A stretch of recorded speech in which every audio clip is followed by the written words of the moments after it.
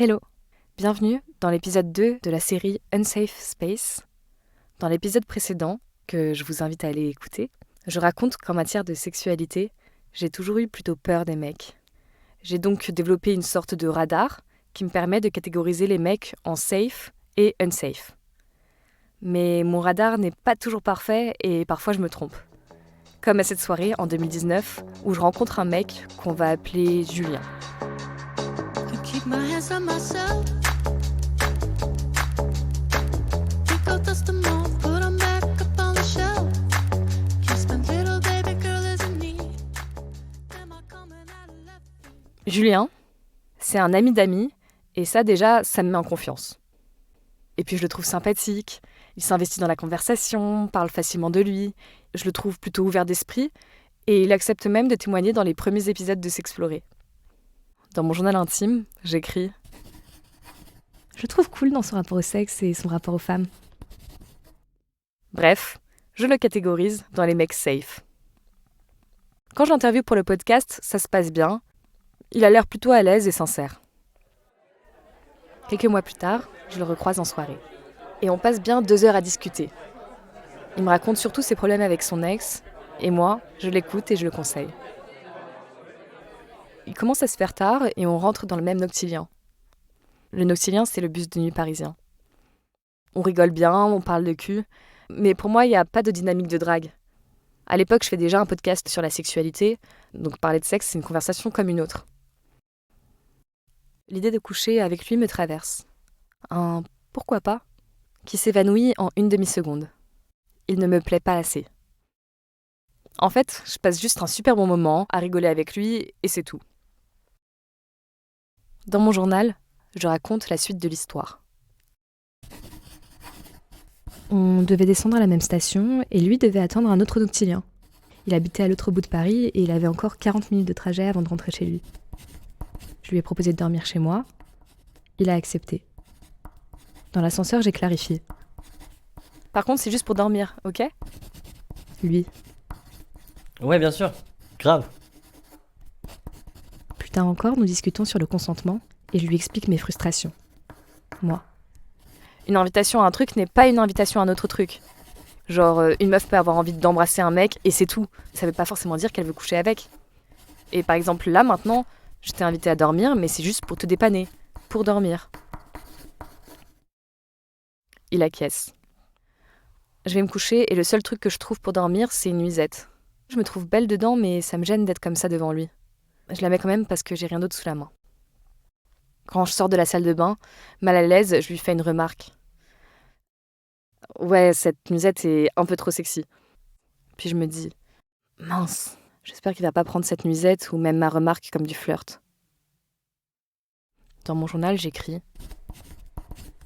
On se couche et je m'endors rapidement. Je suis réveillée par ses caresses sur mes fesses. Je fais semblant de dormir. Peut-être qu'il va arrêter. Physiquement, c'est pas désagréable, juste, j'en ai pas envie. Je préfère qu'il ne le fasse pas et je comprends pas qu'il continue alors que je réagis pas. Il arrête une fois et reprend. Il arrête une seconde fois et reprend. Je ne bouge toujours pas. C'est pas vraiment que je me sens paralysée, c'est plutôt qu'il y a toutes ces pensées contradictoires qui traversent mon esprit et qui m'empêchent de prendre une décision. Mais pourquoi il me touche ? J'ai pas été assez claire avec lui ? Quel con ! En plus, je suis dans cette nuisette beaucoup trop sexy. Pourquoi tu lui as proposé de rester dormir ? Je suis trop conne. Pourtant, c'est pas dragué de la soirée. Je lui ai pas envoyé de signe, je crois. De toute façon, il va arrêter là. Vu que je bouge pas, il va arrêter d'ici quelques secondes. C'est moi qui me suis mise toute seule dans cette situation. Pourquoi j'ai fait ça ? Faudrait que je dise un truc. Qu'est-ce que je devrais lui dire ? Excuse-moi, Julien, est-ce que tu peux arrêter ? Voilà, ça va être trop gênant. Le pauvre. De toute façon, d'une minute à l'autre, il va se dire que je suis en train de dormir et il va arrêter. Maintenant, non ? Attends, est-ce qu'il essaie d'aller plus loin ? Dans mon journal, j'écris. Je me tourne dos à lui en m'écartant un peu. Lui se rapproche de moi. Je suis hyper raide. Il me dit Ça va? Hmm. Tu veux que j'arrête? Je tremble beaucoup à cause de l'alcool. Je me lève. Il me dit qu'il va y aller. Je dis oui. Il me dit plusieurs fois, Je te présente mes excuses. puis il justifie ses actes. Je lui dis que je me sens con, naïve. Il me dit que quand il a accepté ma proposition, il n'avait aucune idée derrière la tête. Mais qu'en ce moment, il vit une période compliquée et qu'il cherche de la tendresse. Je ne dois de la tendresse à personne. Quand j'en parle autour de moi, les réactions sont partagées. Mais pourquoi tu lui as proposé de dormir dans ton lit, du coup? Je comprends pas. Tu dors dans le même lit avec un gars, il va forcément tenter un truc, tu vois. Attends, tu me dis que tu lui as littéralement fait un cours sur le consentement et le mec tente quand même. Proposer à un jeune homme de dormir dans son lit et lui dire qu'il ne se passera rien, c'est comme emmener un petit garçon dans une confiserie et lui dire de ne toucher à rien. Ceux qui me soutiennent me font du bien, alors que ceux qui questionnent mon comportement me font me sentir coupable. Et pourtant, je sais que c'est très courant que ce soit la victime, celle qui subit le comportement, qui soit culpabilisée. Je suis d'ailleurs la première à rassurer mes amis en leur expliquant que non, ils ou elles ne sont pas responsables du mauvais comportement de l'autre. Et pourtant, encore aujourd'hui, quand je raconte cette histoire, je me sens obligée de me justifier. J'ai relooké ton beau tarpé toute la soirée. Tu m'as chauffé, fallait pas dégager quoi que ce soit qui montrait que tu voulais bien que je te touche avec ma bouche, avec mes mains. Et que je louche. Je voulais vous partager les récits de 2 personnes qui racontent une interaction intime ou sexuelle qu'ils ont subie, comment ils se sont sentis et comment les réactions de leur entourage les ont impactés. Comme souvent dans S'explorer, et particulièrement dans cette série qui aborde le sujet du consentement et des agressions sexuelles, il y a des témoignages qui peuvent être difficiles à écouter. Je tiens aussi à vous rappeler que je ne fais pas d'analyse juridique de ces questions. S'explorer, c'est un podcast de témoignages où des personnes racontent leurs expériences, leur vécu, leurs sentiments. Je vous préviens, un témoignage traite de faits pédocriminels et incestueux.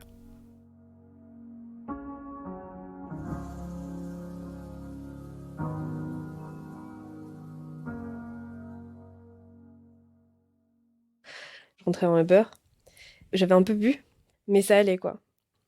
Et le mec m'a dit tu fumes? J'ai fait oui. Et il m'a dit va, viens, je te décale une clope, tu montes devant et tranquille. Enfin, moi, je pensais que c'était sympa. Je m'attendais pas à ce qu'il y ait quelque chose ou quoi. Bon, après ça, je me suis pas fait violer non plus. Mais du coup, je monte devant et il commence à me parler et tout. Il me fait son blabla ou je sais pas quoi. Et à un moment, il me prend la main. Et je lui fais par contre là, ça me gêne. Il enlève sa main et peut-être 5 minutes après, il me dit est-ce que je peux reprendre ta main? Et je te jure que dans la panique, j'étais là en mode ok, on est sur le périph', il va hyper lentement, je sais pas si je vais rentrer chez moi, j'ai dit d'accord. Alors que j'en avais pas envie. Et avant d'arriver à la maison, il s'est arrêté un peu avant que j'arrive chez moi et en fait, il s'est tourné vers moi. Il m'a dit bah, vas-y, vu qu'on profite de la vie, j'ai fait ben non en fait. Et il a pris mon visage et j'étais là en mode non, non, et il m'a embrassé alors que j'en avais pas envie. Et j'étais là, moi je lui ai fait en fait non. Et après, il a avancé. Je suis arrivée dans chez moi, j'ai fait ok, merci, bonne soirée. Et je suis partie. Et ça m'avait vraiment dégoûtée pour le coup, toute la soirée. J'étais dégoûtée, je suis rentrée, et franchement, j'étais limite en pleurs. Et j'étais là, je suis en mais ils sont tous comme ça ou quoi? Genre, il y en a aucun qui peut vraiment être sympa, genre juste calme et comprendre que non, c'est non. J'avais fait un vocal sur la conversation avec 2 de mes potes et j'aurais dit bah écoute, il s'est passé ça, je suis grave dans le mal, j'étais à 2 doigts de pleurer en fait sur le vocal. J'ai une de mes potes qui m'a dit mais franchement t'inquiète pas, essaye de dormir et tu verras demain ça ira mieux. Et en soi elle a eu raison. Quand j'étais en 3e, je prenais un bus qui fait vraiment tout mon trajet. Et il y a un mec qui est venu à côté de moi et pendant tout le trajet, donc pendant 30 minutes, il essayait de me tripoter en fait. Et dès que je voulais me lever pour changer de place ou quoi que ce soit, bah, il bloquait le passage, donc je pouvais pas bouger.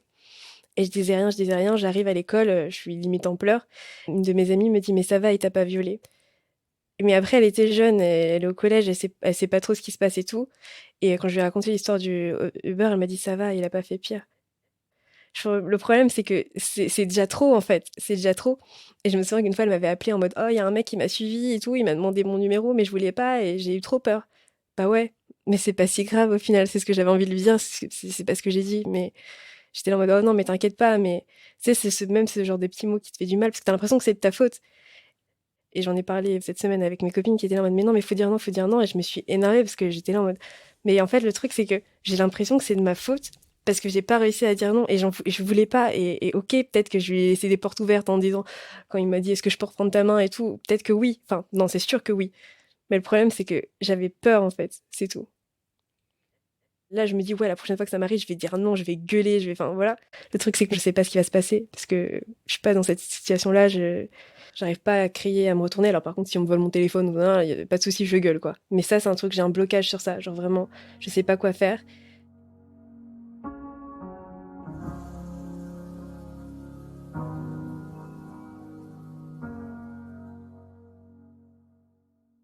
Bah, premièrement, j'ai eu quand j'étais toute petite, je devais avoir 4-5 ans, où j'étais en fait avec le mari de ma nourrice. Il m'a pris ma main, il me l'a mise sur son sexe et il m'a fait faire, les gestes, pour faire, une masturbation. J'ai le souvenir d'avoir retiré ma main, qu'il l'ait remis, mais tout ça sans mots. Et après voilà, j'ai plus de souvenirs et j'ai déjà plus de mal à en parler de lui. Peut-être parce que lui m'a fait faire des choses. Il m'a fait faire le geste, donc quelque part dans ma tête de petit enfant, bah, c'est moi qui ai fait. Plus tard, ma mère a eu un petit ami, bah, lui, il- J'avais 6 ans, la première fois où c'est arrivé. Pareil, sans mots. Moi, j'avais l'habitude, avec ma mère le matin, par exemple, des fois, d'aller dans son lit pour faire le câlin, et là, on était chez lui, c'était un studio, donc avec une pièce, hein. Ma mère était partie, pour aller chez le dentiste et donc j'étais toute seule avec lui et bah, j'ai été, pour regarder la télé, un truc comme ça, j'ai été dans le lit. Bah, il m'a mis la main, en bas, dedans. Et là, j'ai le souvenir d'avoir été complètement tétanisée, d'être partie du lit en allant aux toilettes. Enfin, pour moi, c'était aussi une excuse pour sortir de cette situation et toujours pareil, sans mots, sans rien. Après, ça s'est répété plusieurs fois. C'était, plusieurs fois dans la semaine, hein. Ma mère pouvait être dans la cuisine, on était dans le salon, ça se passait. Il y avait pas besoin d'être toute nue, j'étais habillée, il me touchait la poitrine. Quand il y avait viol, bah, c'était, il mettait, 1 ou 2 doigts, bah, dans mon sexe.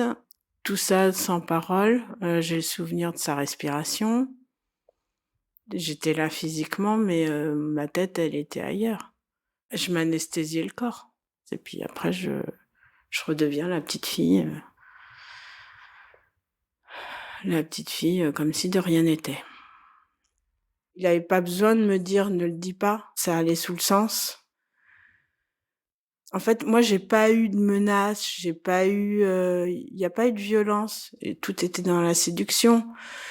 Il pouvait être très gentil, m'acheter plein de choses, j'avais comme l'impression peut-être quelque part de bien l'aimer. En tant qu'enfant, quelqu'un est gentil avec toi, il est gentil avec toi. Enfin, à l'époque, je le voyais pas comme quelqu'un de pervers, je le voyais pas comme quelqu'un de méchant. Là, j'ai tendance à simplifier, mais bon, j'avais quand même des côtés violents avec lui dans des jeux où je le tapais. Mais à côté de ça, je pouvais me mettre sur ses genoux. Et puis moi, j'étais pas la gamine bah, qui était genre dépressive dans son coin, non, j'étais la gamine bah, qui faisait bonne figure, donc qui rigolait, qui montrait pas le côté sombre. Enfin voilà, tout est dans le brouillard en fait dans ces situations-là. Rien n'est clair, rien n'est à sa place forcément, parce que le petit ami de ma mère n'a rien à faire avec moi. Puis ça a duré bien au moins jusqu'à mes 9 ans, parce qu'après je suis partie pour aller vivre chez mon père. Inconsciemment, je me suis protégée en fait. En étant chez mon père, il y a eu un flash un matin en me disant mais enfin ici ça se passe pas comme ça. Donc ça a renforcé le fait que c'était encore moins normal, même si je l'ai toujours ressenti que c'était pas normal. Je suis partie pendant 2 ans, donc je revenais que pendant les vacances et tout ça. Donc entre-temps, je grandissais, je commençais clairement à lui dire non. Je sais que c'est pas ma faute quelque part, ce qui m'est arrivé et tout ça, mais de là à l'intégrer, c'est autre chose. Il y a toujours un peu le côté: «Mais t'aurais peut-être dû faire ci, t'aurais peut-être dû faire ça», je vais raconter une scène qui est pas du tout évidente pour moi. J'avais 12 ans et donc évidemment, on était tous les 2 dans l'appartement de ma mère. Il m'a négocié: «Écoute, si tu te laisses faire, j'essaierai de convaincre ta mère que tu un chien». Parce qu'il savait très bien que mon rêve, c'était d'avoir un chien. Et j'ai dit oui et il m'a dit: «Bon, on va mettre, par exemple, 10 minutes avec le radio réveil». C'était à moi de mettre le temps et tout avec son petit sourire à me dire: «Mais, tu mets pas moins, hein?» Et moi: «Non, non». Bon, évidemment, j'ai mis moins et je me suis laissée faire. Là, ça avait été parlé et j'avais accepté le deal. En fait, là, je suis autant coupable que lui pour moi. J'ai pas vu le côté manipulateur et tout ça. Bon, j'ai pas eu de chien en plus. J'ai de l'humour un peu noir des fois.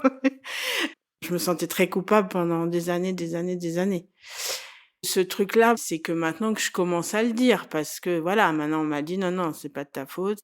Et il y avait aussi une fois où il m'avait violée, on n'était que tous les 2 dans l'appartement de ma mère et après il me demanda que je lui mette une claque. Ça aussi, je devais avoir, 12 ans et moi d'habitude qui avait le jeu toujours à lui taper dessus et tout ça, là, le fait qu'il me demande, je dis: «Mais non, je vais pas te mettre une claque». «Si, si, mets-moi une claque». «Mais pourquoi?» «Mais non, je vais pas». Il m'a forcé et ça s'est fini que je lui ai mis une claque. Et je pense que c'était un problème vis-à-vis de lui et qu'il me demandait de régler quelque part en mettant la claque, je sais pas. Ça dédoublait vraiment les 2 personnes, autant lui comme moi, en fait. Enfin, lui dédoublé, je sais pas, parce qu'il savait très bien ce qu'il faisait. Pour, faire comprendre, il y a une fois, il y avait une émission par rapport aux agressions faites, aux enfants et lui-même a dit devant ma mère et moi: «Ces gens-là, faut les tuer». On se dit à ce moment-là, j'aurais dû réagir, ne serait-ce que dans ma tête, en me disant: «Mais entre ce qu'il fait et ce qu'il dit, même pas». Et voilà et après entre-temps, ma mère s'est séparée de lui, j'avais 13 ans.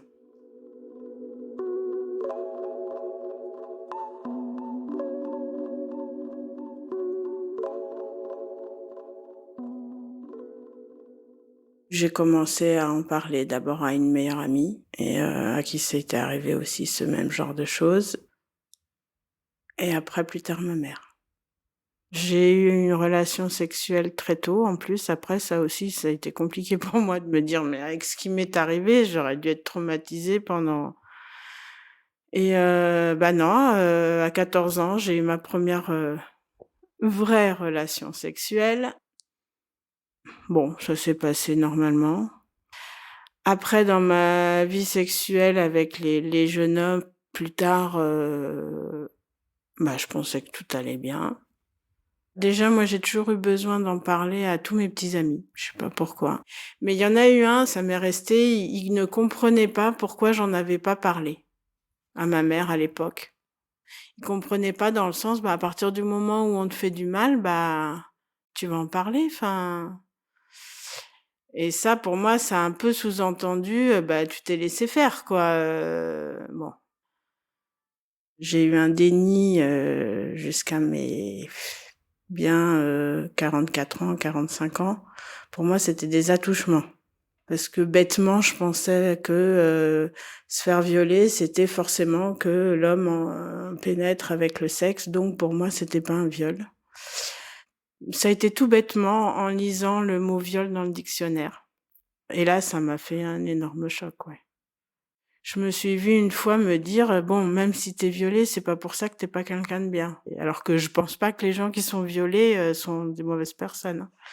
Ces agressions-là ont tué une partie en moi. La dissociation qui se passe au moment de l'agression, ça a été une façon, en fait, pour survivre, pour pas que je meure, parce que c'est vraiment une agression qui va au plus profond du profond. La dissociation, ça en devient aussi dans la vie. Les émotions, on les écrase Parce que si on laisse passer les émotions, moi j'ai l'impression que je vais m'écrouler. Perdre les émotions, ça c'est quelque chose que je dis mais que j'ai pas intégré, mais je sais que les émotions c'est la vie et moi pour moi ça c'est compliqué. Voilà.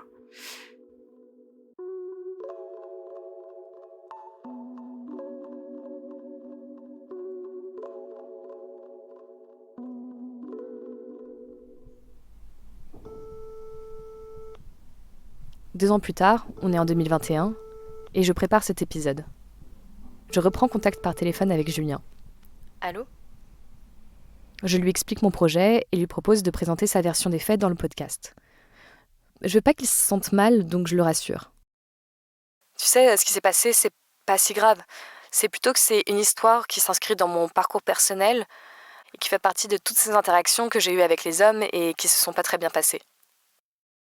C'est presque un automatisme chez moi, minimiser les choses pour rassurer la personne en face.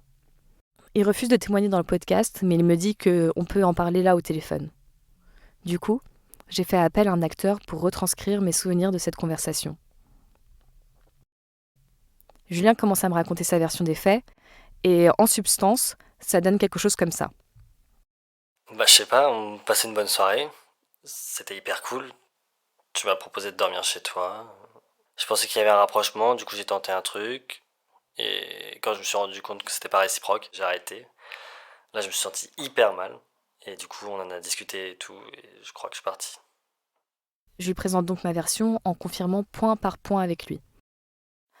Du coup, ce que j'ai noté dans mon journal, c'est que on a bien discuté toute la soirée. Oui. Qu'on est rentré en même temps en octilien. Oui. Que je te propose de dormir pour te dépanner. Oui. Je te dis qu'il va rien se passer. Oui. Il acquiesce à ma version de l'histoire. Il n'y a pas eu de rapprochement physique, il n'y a pas eu de drague. Ah ouais, quand je t'entends, j'ai juste l'impression d'avoir été un énorme porc. Puis progressivement, au cours de la conversation, son ton évolue. Je peux pas t'interdire de faire le podcast. De toute façon, je peux rien faire. C'est toi qui décides. Certaines phrases qu'il me dit me paraissent tellement absurdes que j'essaye de les noter dans ma tête. C'est peut-être un événement parmi tant d'autres pour toi, mais pour moi, c'est quelque chose qui m'a vraiment impacté. Ouais, c'était con, maintenant c'est bon là. Là, ça fait 2 ans que je porte ce fardeau pour cette erreur, quoi.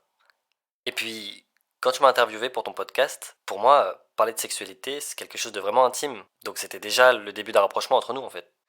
Attends Julien, tu peux pas déduire du fait que je t'ai interviewé pour le podcast qu'il y a un rapprochement entre nous. Je veux dire, c'est mon projet perso, enfin... Sophie, je te permets pas de me juger, surtout que tu te dis bienveillante avec le podcast. Franchement, je suis désolé, mais là, ça commence vraiment à être difficile pour moi, cette conversation.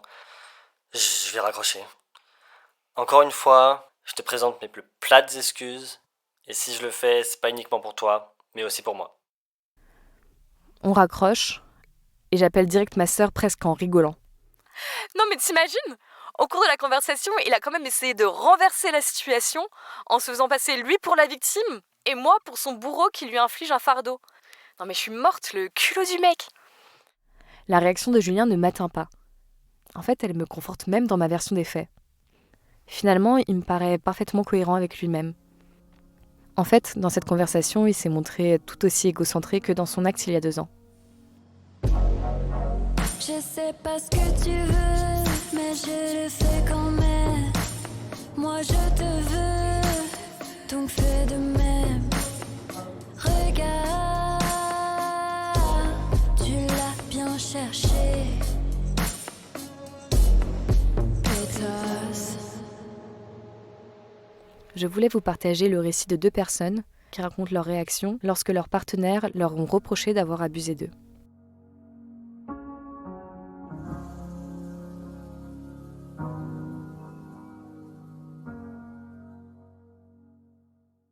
Avec une ex, elle avait des médocs un peu forts pour les migraines, un truc comme ça.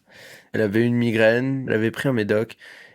En allant me coucher, au bout d'un moment, tu sais, tu comates, t'es en semi-sommeil. Et je sentais quelqu'un d'ultra proche, quasi tactile, qui pose sa main sur le milieu de ta cuisse et qui remonte sur ton sexe. Elle avait l'air excitée, tu vois.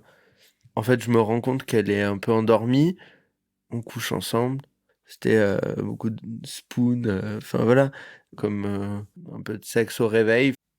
Et en fait, au bout d'un moment, je me rends compte que je peux faire à peu près tout d'elle. Je me dis, waouh, elle se laisse complètement aller, c'est fou et tout. Bon, soit. Je sens qu'elle est pas active, mais je me dis qu'elle est complètement dans le coltard et que ça passe. Et puis ça se termine.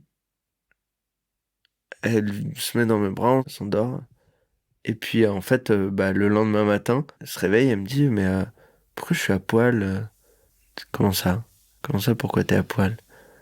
Bah non, mais hier, je pris mon médoc et tout, j'avais mal au crâne, j'étais en pyjama et tout. Je dis oui, mais tu te souviens pas? Enfin, Elle me dit, non mais t'as abusé de moi. Et je dis comment ça? Elle dit bah non mais putain, enfin en fait j'étais sous médoc, je dormais, enfin qu'est-ce que t'as fait et tout. Et en fait elle se souvenait de rien. Et là c'est horrible. En fait genre je me suis senti mais tellement mal parce que en fait j'avais juste l'impression de l'avoir violée. Et si je me remémore, je me dis mais c'est pas possible parce que il y a des gestes et tout, c'est pas possible. Mais elle n'avait aucun souvenir, rien. T'es face à quelqu'un en fait qui nie tout ce qui s'est passé, en tout cas de son côté, et du coup en fait t'as été seul acteur d'un truc, et c'est sale, tu vois. Le plus dur c'était qu'elle pense que j'ai profité de la situation. Du coup tu couches pas pendant 2-3 semaines parce que moi j'en avais presque peur quoi. Tu sais j'étais presque gêné. Ça fait partie un peu des trucs où je pense que moi ça a un peu cassé aussi cette relation là quoi avec cette personne. Parce qu'en fait, à partir de là, je me suis dit que de me sortir une phrase pareille, c'était pas possible, en fait. Et que probablement que peut-être qu'elle me connaissait pas si bien ou pas du tout, pour imaginer, en fait, que je puisse abuser d'elle. J'étais tellement mal après cette phrase-là, sur 1 mois et demi, à mon avis, où genre, putain, j'en parle avec ma psy et voilà, au bout d'un moment, tu vois, à force d'en discuter, tu te rends compte qu'en fait, enfin non, stop. T'as quand même fait tout de manière positive, entre guillemets. C'est aussi ça, tu vois, d'être avec quelqu'un depuis longtemps. C'est aussi la confiance que dans des situations comme ça, tu as confiance en la personne pour qu'elle n'ait pas abusé de toi non plus. Parce que depuis, tu vois, j'ai pu avoir des relations sexuelles avec des nanas qui peuvent être bourrées, alcoolisées, voire très très bourrées, mais où c'est pas pareil en fait. Typiquement, j'ai couché avec ma copine il y a une semaine, complètement pété. Honnêtement, le lendemain, j'ai bien compris qu'elle ne se souvenait pas de grand-chose. Moi, de pas énormément non plus. Mais au moins, on était d'accord. Enfin, tu vois, genre, ça arrive.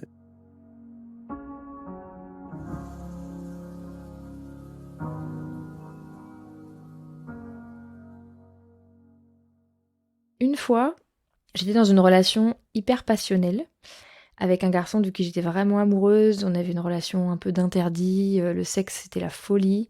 On se disputait beaucoup et on se réconciliait sur l'oreiller, ce que j'avais jamais vécu avant. C'est pas dans mon tempérament. Et je ne sais plus pourquoi, un soir on est rentrés ensemble, on s'est disputés, on était allongés dans le lit tous les deux, l'un à côté de l'autre, mais voilà, lui il faisait la gueule, il me parlait pas. Moi j'avais commencé à aller vers lui un petit peu, ça veut dire un peu désolé.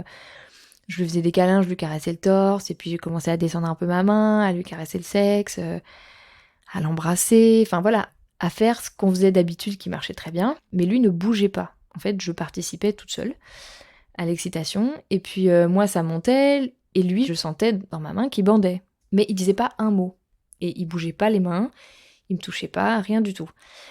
Et moi j'y allais toujours plus en me disant je vais être irrésistible, il va pas pouvoir s'en empêcher, et on va faire l'amour quand même, et je vais gagner en fait, c'est moi qui vais gagner.